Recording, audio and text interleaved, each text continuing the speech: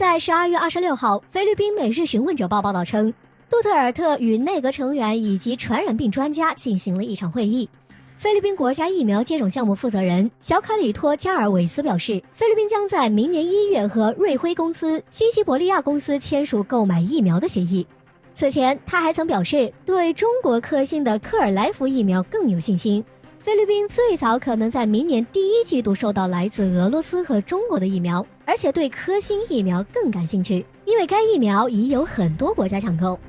在商讨疫苗相关计划后，杜特尔特还公开喊话华盛顿，菲方将终止非美访问部队协议，除非美方能够拿出至少2000万剂新冠疫苗。该协议快到期了，如果美方不能提供，那他们最好离开，不给疫苗，美军全部滚蛋。这个交易让美军成了被勒索疫苗的人质。分析称，杜特尔特挑这个时候敲竹杠，算是看准了时机。特朗普如果要给下一任拜登挖坑，就会顺水推舟下去，美国再难找借口驻军菲律宾。如果特朗普希望美军继续入驻菲律宾，但是又拿不出这么多疫苗，美国的首次订购才1亿支，杜特尔特张口就拿掉美国的1/5，美国肯定不能满足这个狮子大张口的要求。而且现在的美国将所有力气耗尽在对付大国上，无暇顾及其他小国，此时不敲竹杠更待何时？给疫苗还是要霸权，这是逼美国做选择题。对付流氓就得用流氓的方法，这种做法估计能让日韩这些饱受美军驻军之苦的国家羡慕的要死。菲律宾是光脚的不怕穿鞋的，基本上没有什么高科技企业，所以菲律宾企业不怕美国制裁，才敢得罪美国。他们也知道美军不可能会攻击菲律宾，因为这会给东方大国加强在南部海域存在感的机会。然而日韩以及德国很多企业受制于美国，各方面都受到高度限制。值得注意的是，杜特尔特还提到一个从未提到过的爆料，我现在必须说出真相，很多士兵都接种了中国国药疫苗。此前并没有报道披露国药疫苗有在菲律宾进行过临床实验。无论怎样，这都表明菲律宾寄希望于中国，或者已经达成了什么秘密协议也说不定。近些年，我国最新科研成果都开始普及到了部队。我们目睹了日益完善的军事布局，愈加创新高效的作战体系、作战装备，还有始终有着铁血风采的人民子弟兵，新装备源源不断地输送前线。最近，西藏军区又获得一款新型利器，美国吹了30年的牛，又被解放军先实现了。在12月27号，央视朝闻报道栏目报道了西藏军区某轻型高机动合成旅。该旅在海拔4500米进行了一场信息化综合战场演练，而演习过程中最受瞩目的还是新一代单兵作战系统和数字化作战能力。据悉，新一代的信息化作战系统已经具备指挥到单兵的能力。配发新数字化单兵作战系统后，士兵们能通过夜视多功能目镜进行友军标记和敌我识别。同时，指挥部也能通过目镜传回的视频和信息，精准定位每个战士的状态和位置，甚至还能在夜间引导炮兵火力进行打击。远处指挥能够实时掌握全局战场态势，极大地提高了战场态势的感知能力。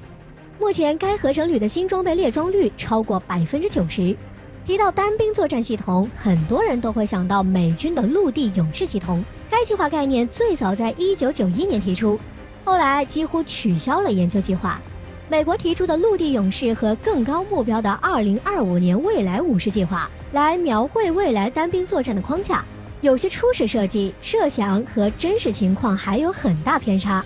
包括杀伤力、生存性和指挥控制等都是美军需要考虑的问题。目前最新消息还停留在数十年前。当年一位美军官称，美军思路已经放弃了所谓的侦察和数据共享，回归简单的战场平板。综上，这个项目算是烂尾了。而外界认为，解放军这个就是现实版陆地勇士系统，美帝负责概念，解放军负责实现。即使美军提出这一概念的时候很超前，但这本是数字化、信息化战场发展的必然趋势，抄袭论可以去一边了。很多人发现，由于边境冲突，西藏边境地区似乎成了最佳练兵场和新装备试验场，似乎还得感谢印军。当然，这只是一句玩笑话，感谢的还是科研人员的不懈坚持和努力。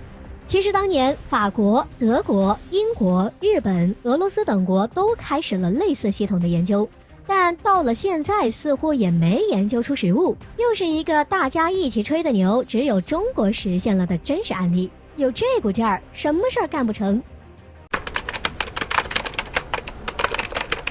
即使经历了多轮军事高层和外交谈判，中印边境局势仍然还是处于僵局。最近印度再次做出危险挑衅动作，不过这次解放军对印度人没有丝毫手软。据俄罗斯卫星通讯社最新报道，在22日的时候，中印边境的低海拔牧区发生摩擦，当天大批印度居民越过边境线，直接进入我国牧区并搭起帐篷。在我方牧民发现后，立刻上去理论，但是对方人多，我方牧民被围堵。而需要注意的是，在人群中还能看到一些印藏边境警察也混入其中，甚至试图抓我们的牧民当人质。很显然，整个过程似乎是早有预谋的。而且事后，印度媒体竟然将我国牧民污蔑为刺探军情的间谍。为何在对峙期间，印度警民为何要来这么一出？究竟有何目的的？事实上，在边境高原地区已经进入深冬，而印度却还频繁爆出后勤匮乏问题。在高原的冬天，几乎很难能打起一场大规模冲突。边境印军没了动作，民众的关注点立马就关注到印度国内的矛盾。目前，印度国内累计确诊病例已经超过了1000万，而最近路透社却表示，这一数据根本不准确。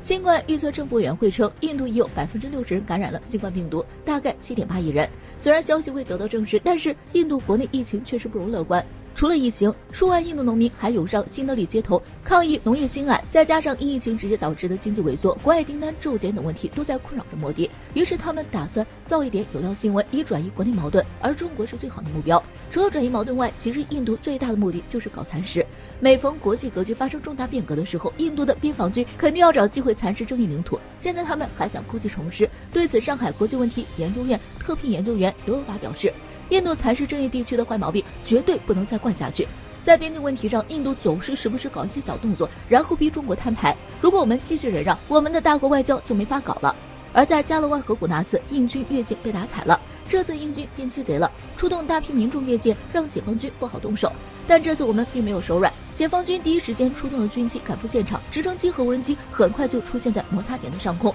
警告并驱离了印藏边境警察和印度牧民。解放军摆明了强势态度，警告印度人目的不会得逞，要是敢把事搞大，就不止驱逐这么简单了。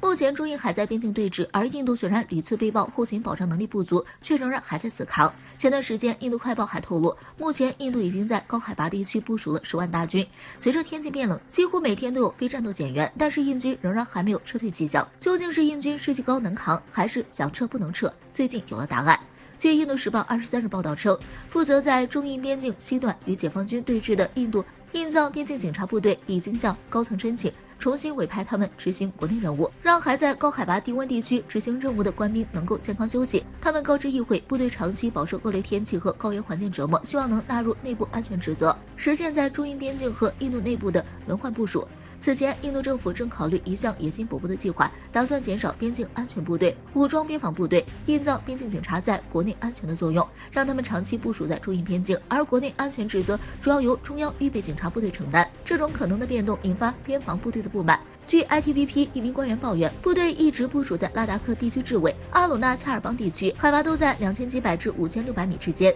低温、稀薄空气等恶劣环境诱发多个包括冻疮、体温过低、脑疝等疾病。由于条件差、压力过大，导致边境地区还经常发生自杀事件。事实上，印藏边境警察部队是印度部署在中印边境的3大主力军之外的一支特殊部队，隶属印度内政部，主要职责却是在边境进行侦察巡逻。印度内政部多次赞扬这支部队适应高原环境，会讲土话，是一支不可多得的准军事部队。就连这种高原作战资质很高的部队都扛不住，更不用说印度其他军种部队了。而且这支部队之所以特殊，还有一个原因，这支部队本是由流亡藏人组建，受命于印度，时常在边境巡逻侦察，甚至搞分裂。但印度对他们似乎还是不放心，将印藏边境警察部队的换防周期从过去3年一次缩短到18个月一次，据说是怕更加富裕的西藏生活给吸引过去。最近印度边境警察部队还搞了个大动作，据俄罗斯通讯社22日透露，当天有大批印度居民越线进入我国牧区，并且搭起了帐篷，而且印藏边防警察部队也混入其中，试图抓捕我国牧民作为人质，